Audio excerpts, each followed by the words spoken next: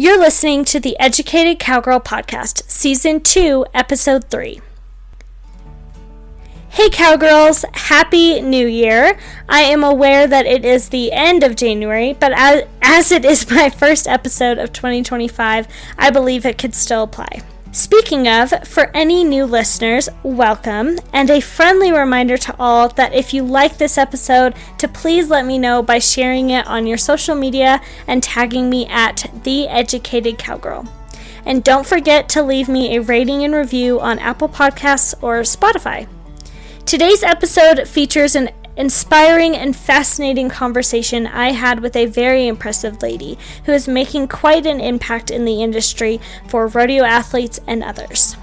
Natasha McCann is the owner of McCann Athletic Therapy, working in the sports medicine field, specifically with rodeo athletes, and she has worked with other sports athletes as well. In the last couple years, she has also used her gifts to help and support abused women and Native women with War Party Ranch. We talk about so many incredible topics in this episode, from essential business advice, the impact she has seen working with these rodeo athletes at the top levels, the incredible journeys and experiences she has seen from the women at War Party Ranch, and so much more. Natasha has such a powerful story of how she took her setbacks of being critically injured and hitting a low point in her life to propel her to do something different and start her business. Her passion for what she does and her drive to help expand the reach we can have in the Western and equine industries is so inspiring, and I can't wait for y'all to hear it. So let's get into the episode.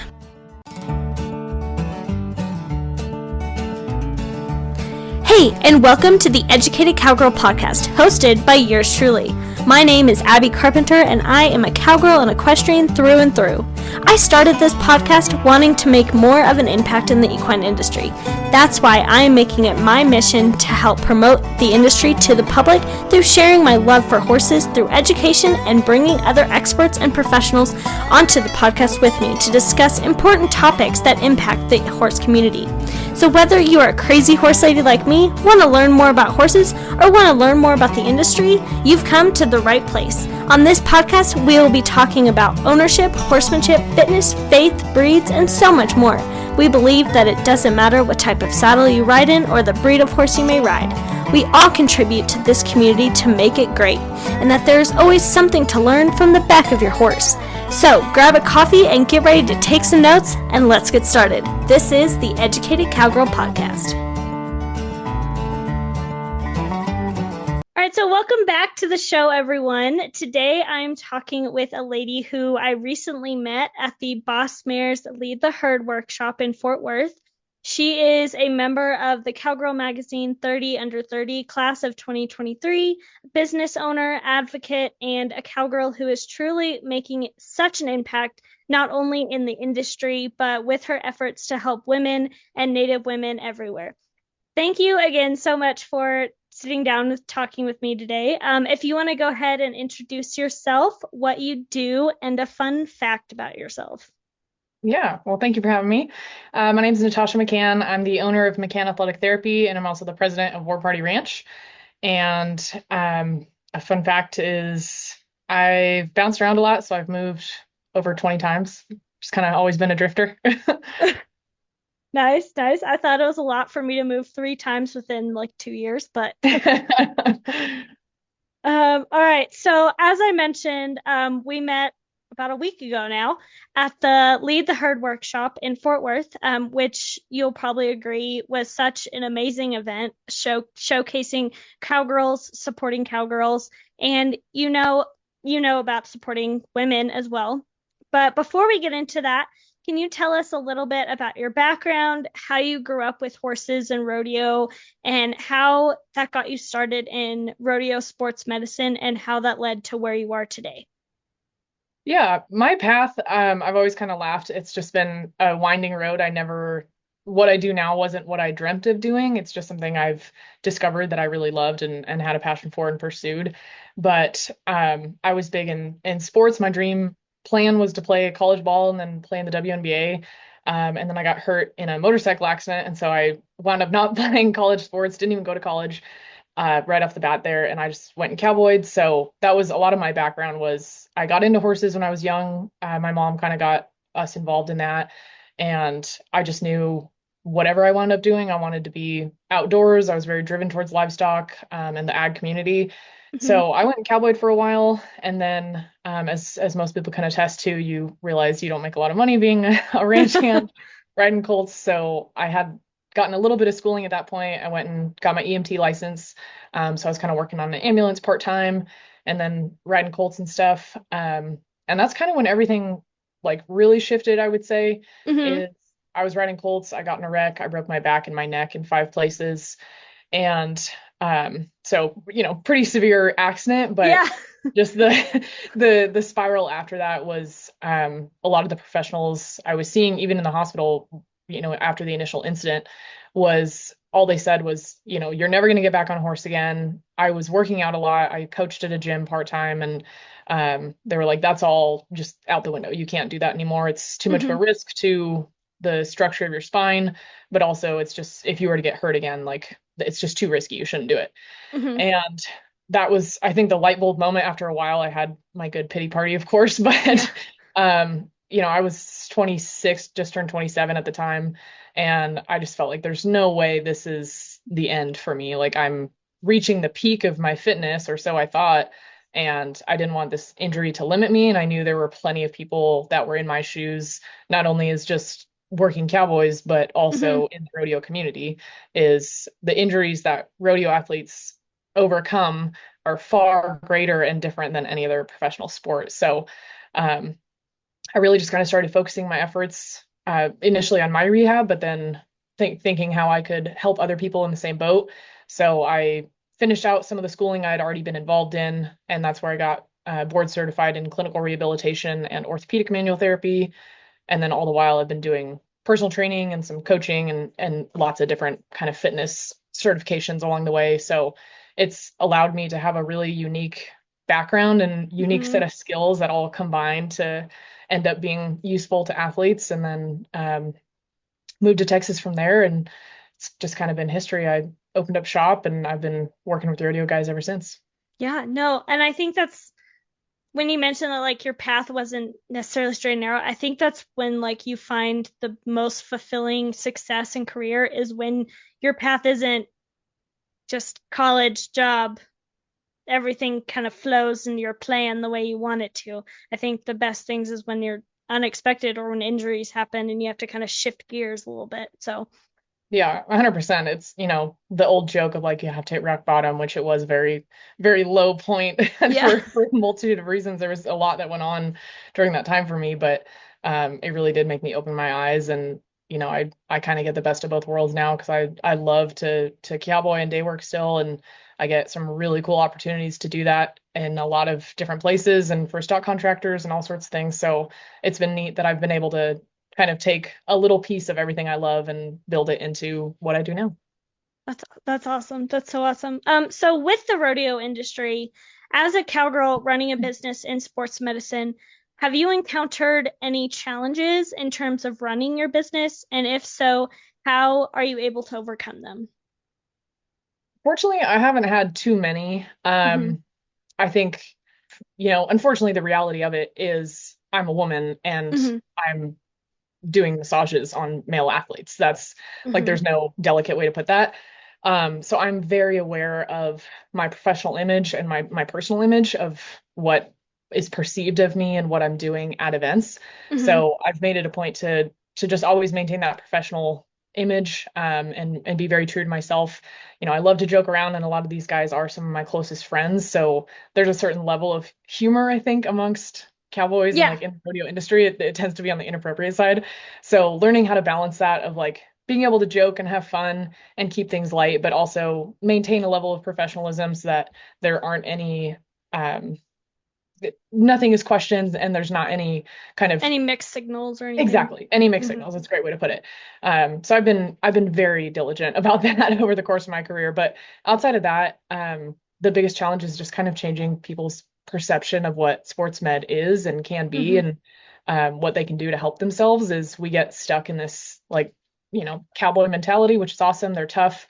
I know Hmm. they're tough. They don't need to prove that to me, but Yeah. there's so much they can do for themselves outside of seeing, like, Justin Sports Med is wonderful because they have that acute Yes. care, which is so necessary for them.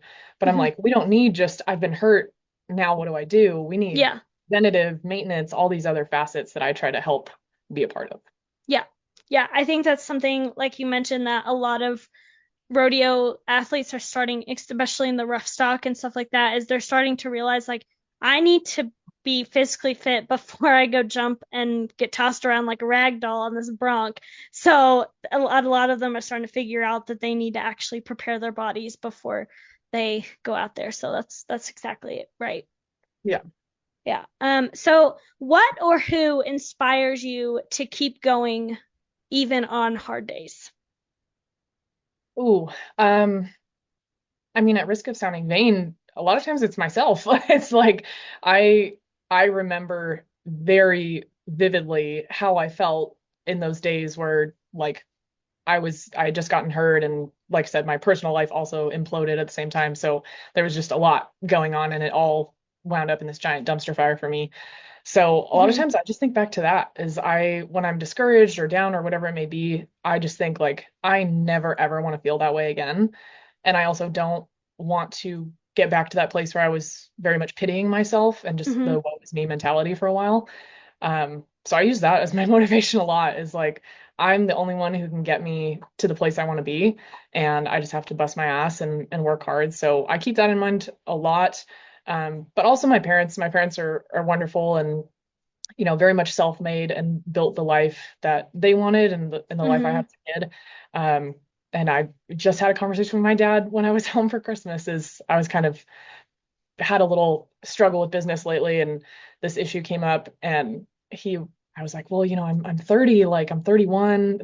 I should be further ahead.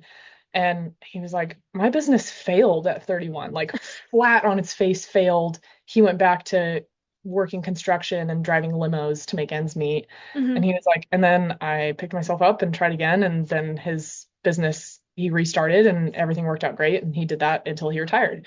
So I always keep that in mind too, of like, age has nothing to do with it. If I'm Hmm. fulfilled and loving what I do and trying as hard as I can, then that's what counts.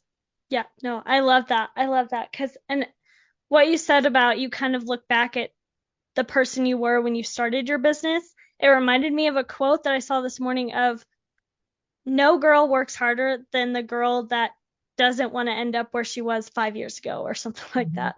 And Exactly. I love that. Like, but so good. So what really intrigued me in Fort Worth was your work with abused women and Native women specifically. Um, with the War Party Ranch. Can you dive deeper into how you and the group started it and what your mission is behind it? And then what are your goals for War Party?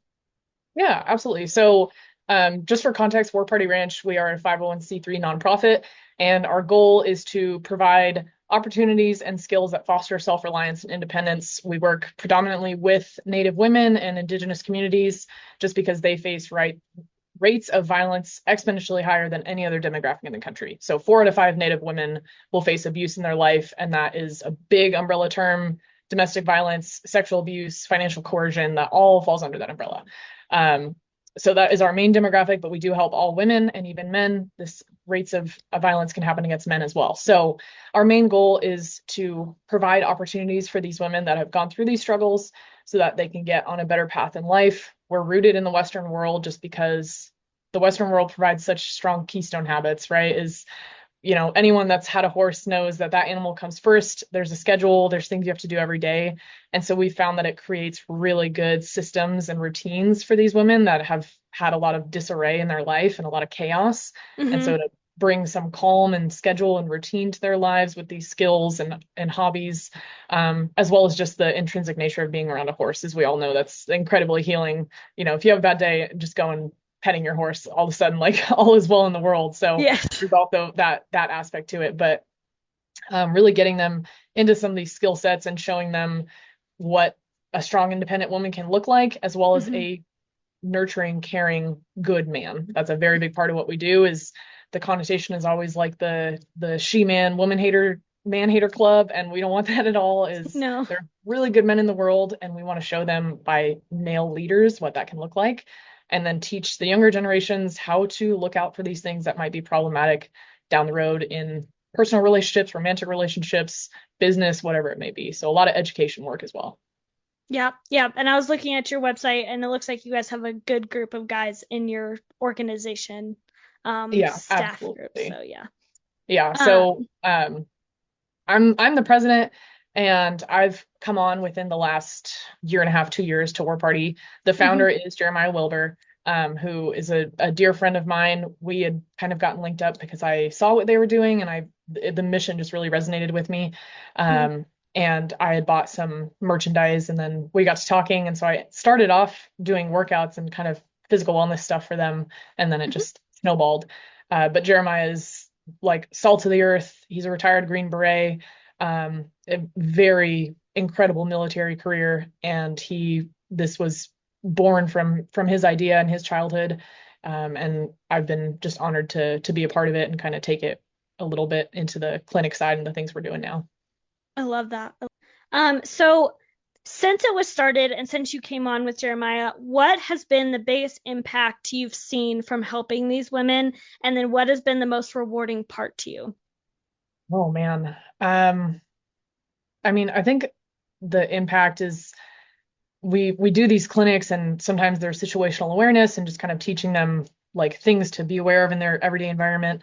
And we did a physical wellness weekend, so that was a lot more immersive experience, and took them on to a ranch and taught them like land navigation and camping and workouts and firearm instruction.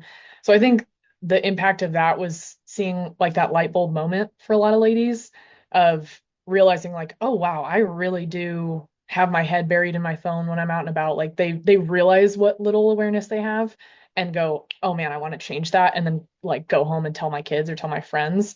So that's been a really cool impact, I think, of just that trickle, like ripple effect almost Hmm. of that's what we want to is like we teach someone and they teach their friends. So that's been really cool is to see it just kind of get bigger and bigger.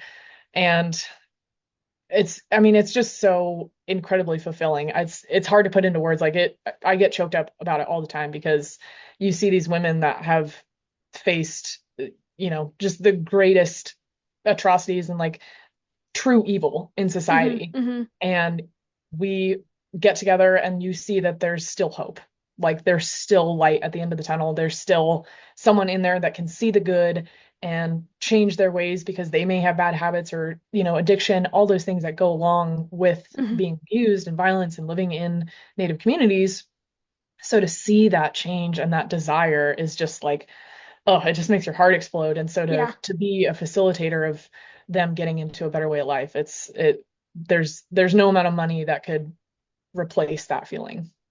Yeah. No, that's so good. I love that. And I'm sure it kind of inspires everyone in the group to, even on like days where you're like, that was a really long, tiring day, seeing the progress that they're making, kind of like, let's keep going, keep going. So, Yeah.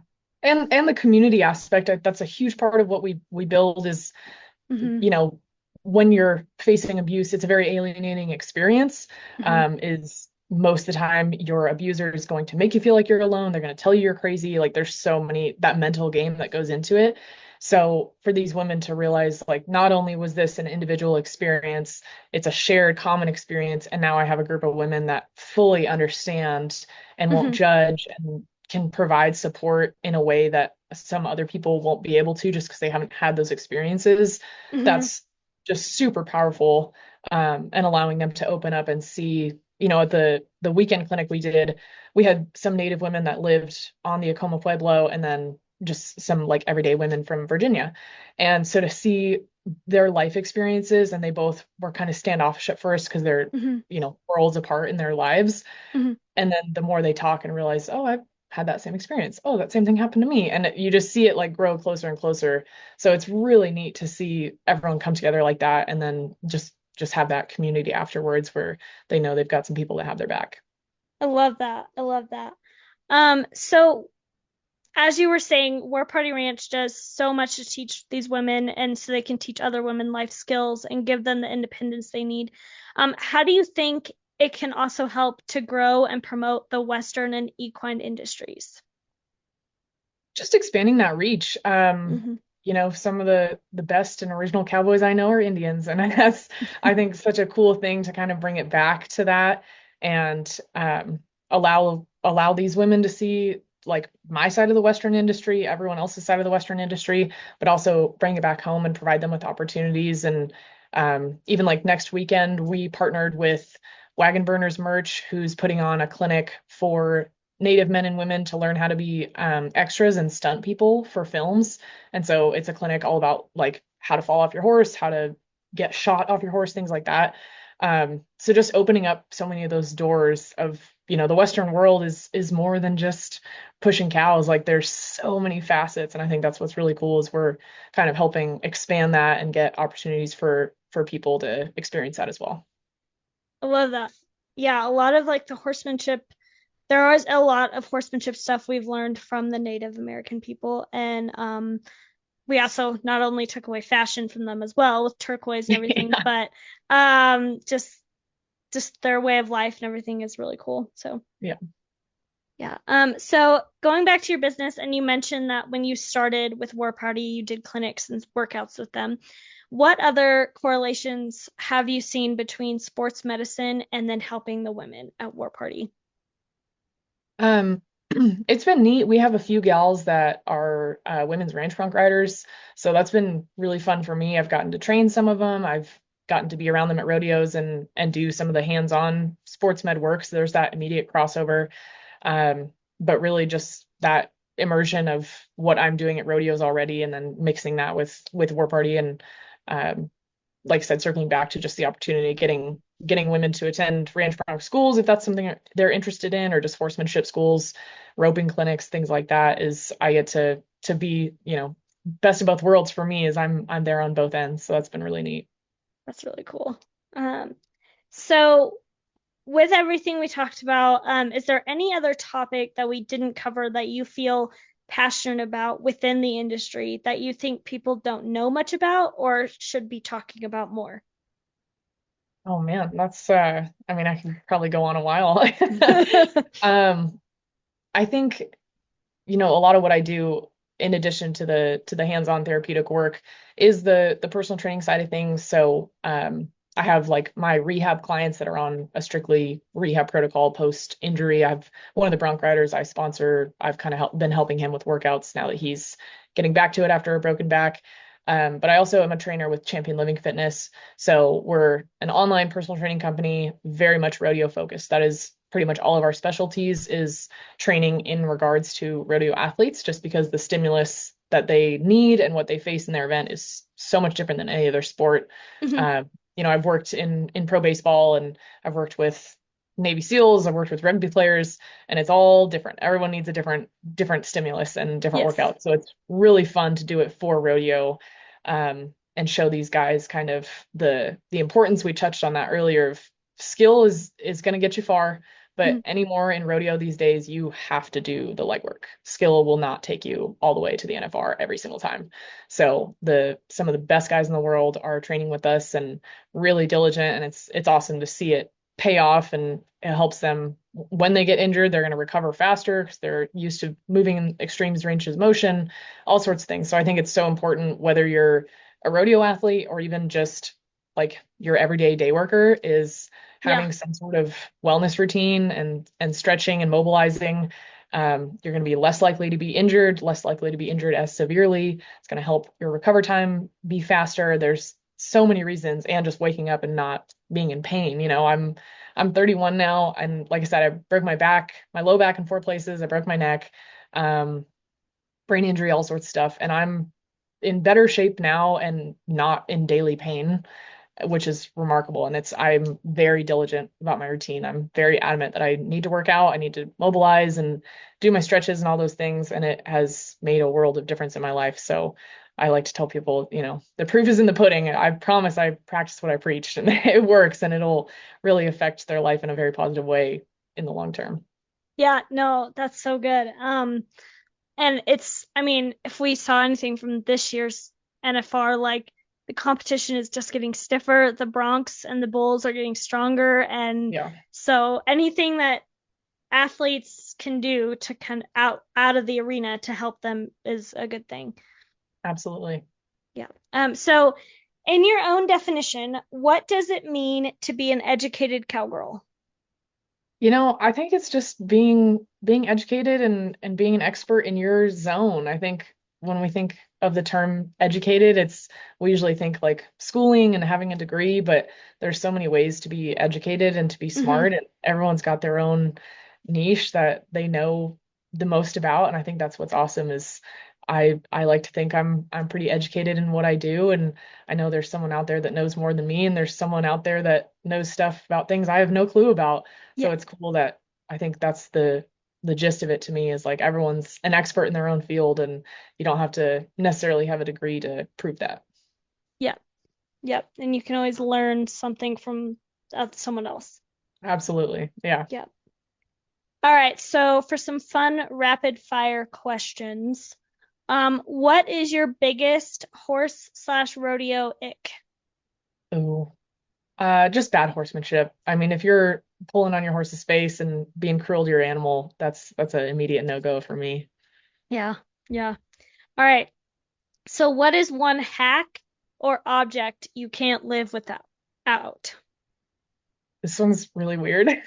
It's toe spacers. They're like these little rubber band things you put around your toes, and they like stretch your feet, but it makes your back feel better. It like affects all the way up the chain. I do it every single night, and I swear it's my lifesaver. So Interesting. I'm gonna have to Google those.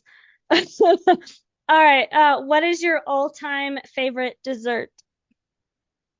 Oh, my mom makes a flourless chocolate torte, and that is top notch.